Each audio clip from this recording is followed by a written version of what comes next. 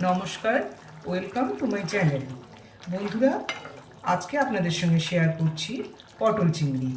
এই পটল চিংড়ি আমরা প্লেন সাদা ভাতের সাথেও খেতে পারি বা রুটির সাথেও খেতে পারি। রুটির সাথে খেতে কিন্তু খারাপ লাগে না। তাহলে চলুন দেখে নেওয়া যাক কীভাবে বানানো হচ্ছে এই পটল চিংড়ি। পটল চিংড়ি বানানোর জন্য আমি এখানে কেটে নিয়েছি মিডিয়াম সাইজের পটল, 3 টুকরো করে কেটেছি। আর পটলের পুরো খোসাটা কিন্তু আমি ফেলিনি, কারণ পটল ভাজার পর একটু নরম হয়ে যায়, সেই জন্য খোসাটা একটু রেখে দিয়েছি। আর আলু নিয়েছি 3টে মিডিয়াম সাইজের আলু, মানে এখানে পরিমাণ আছে ওই 300-350 গ্রাম করে আছে পটল আর আলু, 300 করে 600 মতো। আর এখানে চিংড়ি মাছ আমি নিয়েছি 300 গ্রাম। এবার খোলা ছাড়ানোর পর একটু ওজনে কম হয়ে গেছে, সেটা হয়তো 250 গ্রাম হবে। এখন এই চিংড়ি মাছটা আমি ম্যারিনেট করব হলুদ আর লেবুর রস দিয়ে 10 মিনিটের জন্য। হাফ চা চামচ হলুদ দিলাম, আর দিয়ে দিচ্ছি কিছুটা লেবুর রস, পাতি লেবুর রস।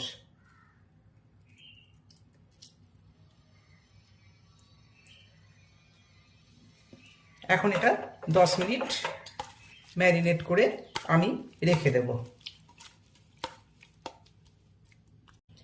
এবার কড়াইতে তেল বসিয়েছি, প্রথমে আলুগুলো ভেজে নেব। আর তেল দিয়েছি এখানে 4 চা চামচ মতো। এর মধ্যে একটু নুন দিয়ে দেব প্রথমে,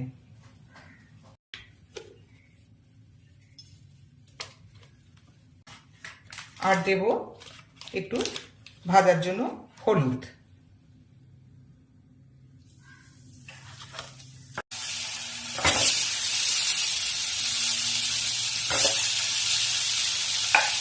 আলুটা লালচে করে ভাজার জন্য এখানে 3 থেকে 4 মিনিট মতো আমাকে সময় দিতে হবে। আলু লালচে করে ভাজা হয়ে গেছে, এখন এই আলুগুলো তুলে নিচ্ছি।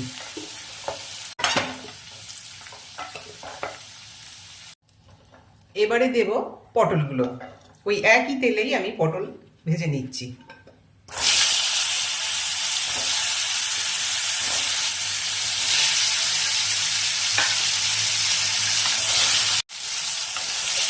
পটলটাও বেশ লালচে লালচে করে ভাজা হয়ে গেছে, এখন এটা এবার প্লেটে তুলে নেব।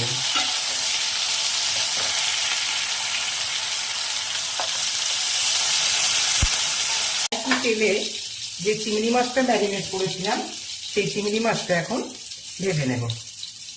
চিংড়ি মাছটা আমার ম্যারিনেট করা ছিল হলুদ আর পাতিলেবুর রস দিয়ে। এখন ভাজার সময় আমি একটু পরিমাণ মতো নুন দিয়ে দেব।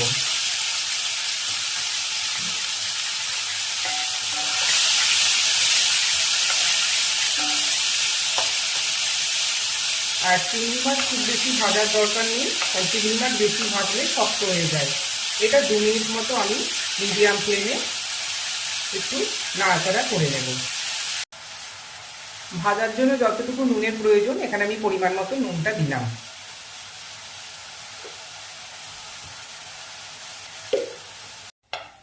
চিংড়ি মাছগুলো ভাজা হয়ে গেছে, এবার এটাও তুলে নিচ্ছি। পটল, আলু, চিংড়ি মাছ সব ভেজে নেওয়ার পর এবার আবার আমি একটা কড়াই বসিয়েছি, সেখানে প্রথমে সর্ষের তেল দেব। এই পুরো রান্নাটা আমি কিন্তু সর্ষের তেলেই করছি, আপনারা চাইলে রিফাইন্ড অয়েলও করতে পারেন। এখানে 2 চা চামচ আমি সর্ষের তেল দিলাম। ফোড়ন হিসেবে দেব 2টো তেজপাতা, 2টো লঙ্কা, শুকনো লঙ্কা, কিছুটা সাদা জিরে, আর দেব গোটা গরম মশলা, এলাচ, দারচিনি আর লবঙ্গ।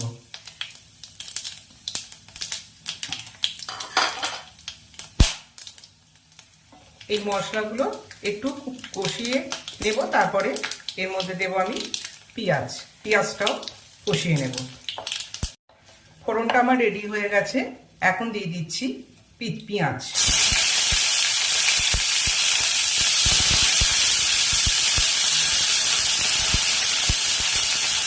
এখানে দুটো মিডিয়াম সাইজের পেঁয়াজ আমি কুচিয়ে নিয়েছি। পেঁয়াজ লালচে করে ভাজা হয়ে গেছে। এখন এর মধ্যে দেব আদা রসুনের পেস্ট 1 চা চামচ।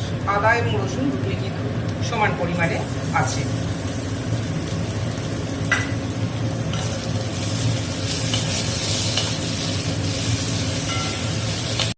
এরপর দিচ্ছি 1/2 চা চামচ কাশ্মীরি লঙ্কার গুঁড়ো। এই কাশ্মীরি লঙ্কার গুঁড়ো রঙের জন্যই ব্যবহার করা হচ্ছে। দিচ্ছি সামান্য পরিমাণে হলুদ, কারণ ভাজার সময় সব আলাদা করে হলুদ দেওয়া হয়েছিল। এখন যতটা দরকার ততটাই দিচ্ছি।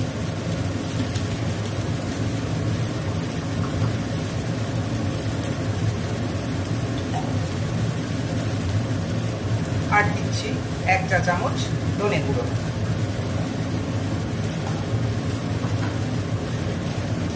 এই সব মশলাটাই কিন্তু নির্ভর করছে আমরা আলু, পটল এবং চিংড়ি মাছ কতটা পরিমাণে নিয়েছি, তার উপরেই মশলাটা নির্ভর করছে কতটা দেয়া হবে।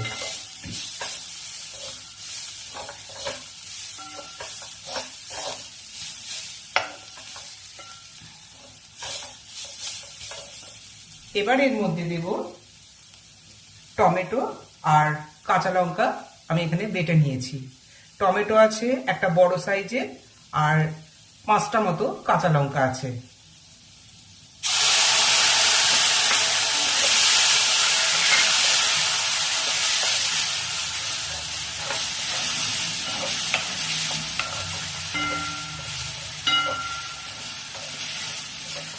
এই মশলাটাও মিনিট 2 মতো কষিয়ে নিতে হবে, যতক্ষণ না এর থেকে তেল বেরিয়ে আসছে।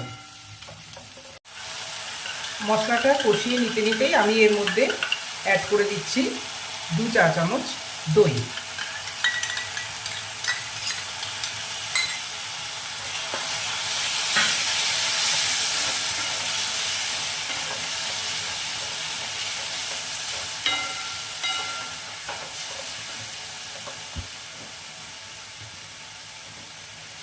এবার দেব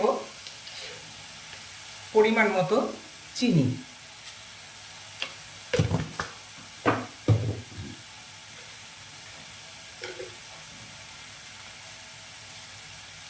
আর দিচ্ছি পরিমাণ মতো নুন।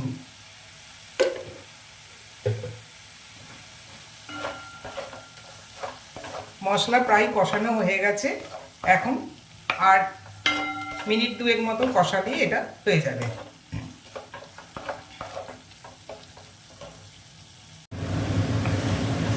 মশলা কষানো হয়ে গেছে, কড়াইতে তেল বেরিয়ে আসছে মশলা থেকে ছেড়ে।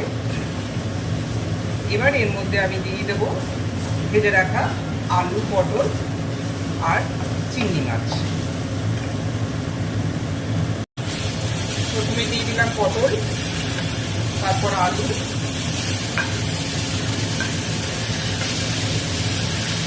এই আলু পটল একটু নাড়াচাড়া করে নেওয়ার পর চিংড়ি মাছটাও দিয়ে দেবো।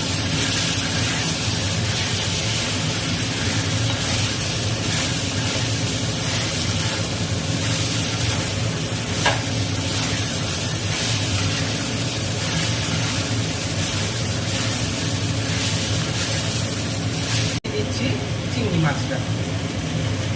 আর এখানে যেহেতু সবগুলোই ভাজা আছে, সেই জন্য জলটাও পরিমাণ মতো দেবো, আর সিদ্ধ হতে খুব বেশি টাইম নেবে না। এবার এর মধ্যে জলটা দিয়ে দিচ্ছি। প্রায় 1 বাটি মতো জল আমি এখানে দিলাম।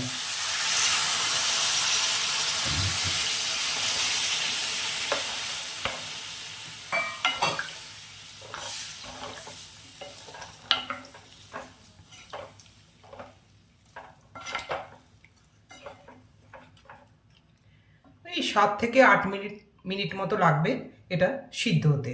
এখন এটা এবার ঢাকা দিয়ে দেব। ঢাকাটা দিয়ে দিলাম। 7 থেকে 8 মিনিট পর এটা আমি দেখে নেব। সব সিদ্ধ হয়ে গেছে। আর একটু ঘি দিয়ে দেব। হাফ চা চামচ ঘি দিয়ে দিলাম। এবার এটা একটু স্ট্যান্ডিং টাইমে রেখে আমি পরিবেশন করে দেবো প্লেটে। পরিবেশন করে দিলাম পটল চিংড়ি। তাহলে বন্ধুরা, রেসিপি কেমন লাগছে আপনারা অবশ্যই কমেন্ট বক্সে কমেন্ট করুন, আর বাড়িতে সকলেই বানাবেন।